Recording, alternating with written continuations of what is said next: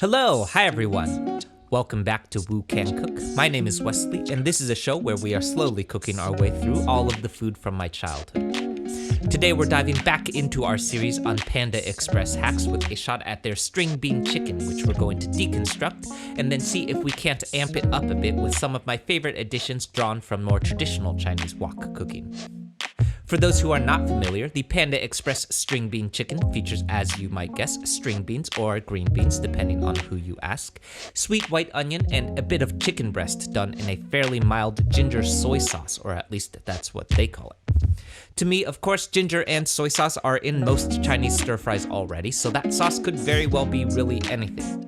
So I'm taking a little bit of liberty with my own attempt here and adding a couple of ingredients to bring out a little bit more savory umami and heat with a couple of things that you'll likely recognize from some of our more traditional Chinese recipes.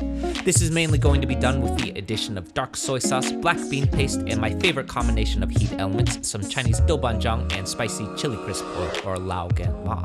You might recognize these most recently from our jianbing and lapchang fried rice recipes not too long ago. Okay, so let's get into it. Oh, wait, now food. I said everybody wants the food.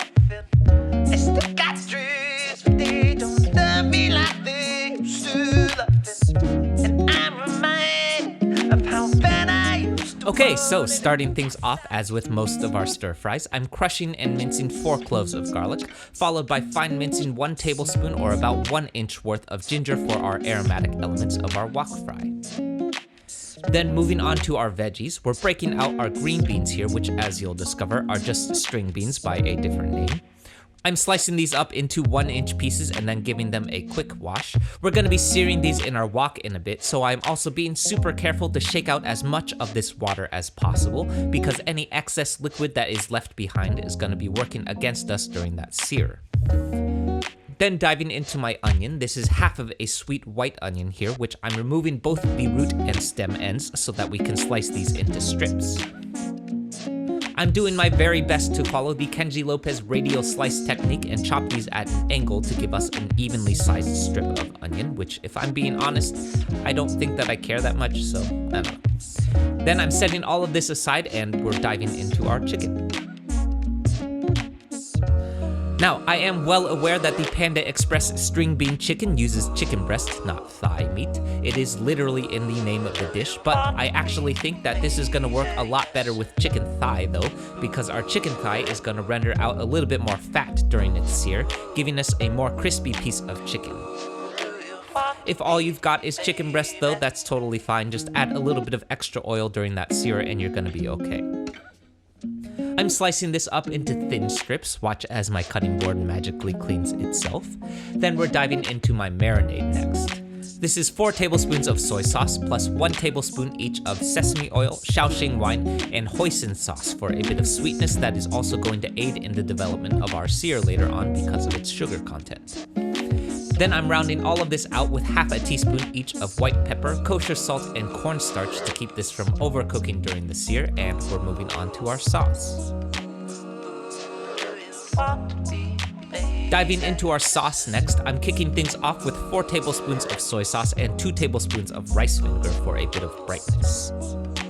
Then next up are our aforementioned heat elements. This is 1 tablespoon each of doubanjiang for a more aggressive heat, and lao gan ma or chili crisp oil for a more subtle but pervasive heat.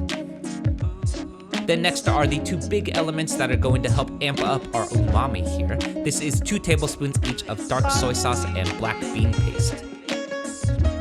I'm rounding this all out with a 1/4 cup of stock. Then in a separate bowl, I'm dissolving 2 tablespoons of cornstarch in water for our cornstarch slurry, and we're heading over to the stove.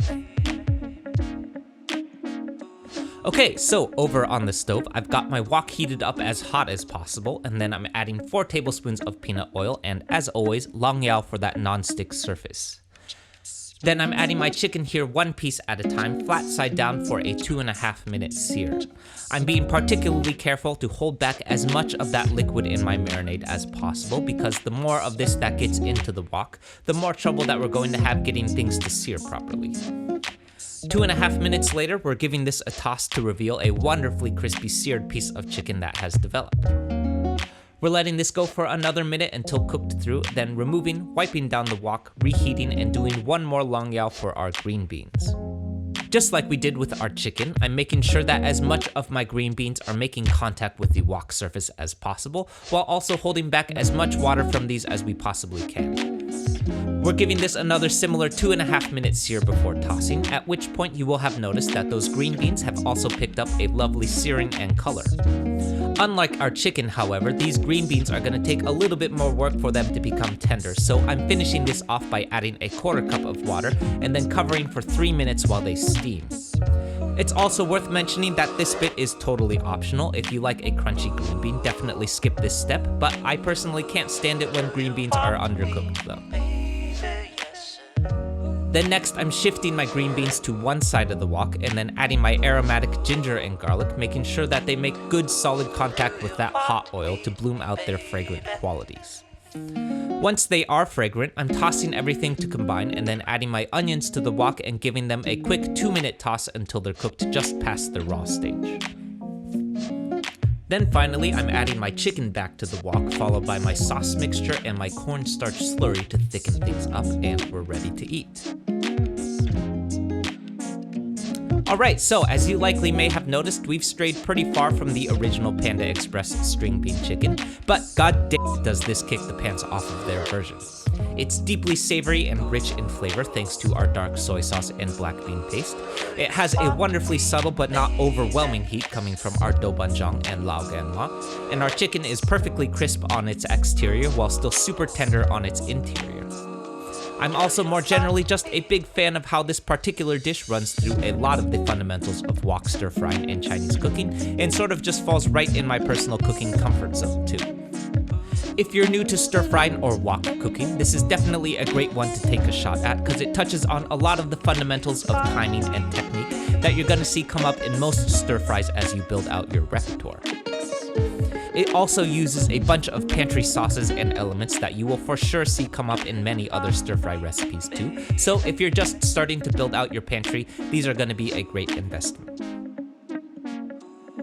Okay, so that's it everyone. I hope you enjoyed this and I hope you give this one a shot. This one is adding to a whole bunch of other Chinese American classic dishes that we've hacked already, including a bunch of stuff from the Panda Express menu like their Kung Pao chicken, honey sesame chicken, General Tso's chicken, and more. So definitely check out some of the other recipes from that series too if you haven't yet, because there's a lot of them. We'll also be cooking through this one live this coming Monday right here on YouTube at 6:30 PST. So tune in then and cook along with me too if you want. Lastly, as many of you know, we also launched our fried rice pop-up here in the California Bay Area. So if you're in the area, come find us every first Sunday at the Alameda Point Antiques Fair and every second and fourth Saturday at the Hayward Farmers Market. More about that at woocancook.com/eats. As always, like, comment, subscribe, share, be nice interneters, and I'll see you soon. Bye. And you're dying if you think that you don't know. Never mind, that you still don't love yourself, no. Find it from somebody else now. Whoa. Everybody